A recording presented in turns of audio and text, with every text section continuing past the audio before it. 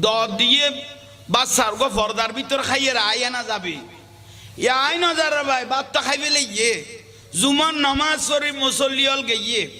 ইতারা সাম্য দিয়াই এখন দণ্ডনা দে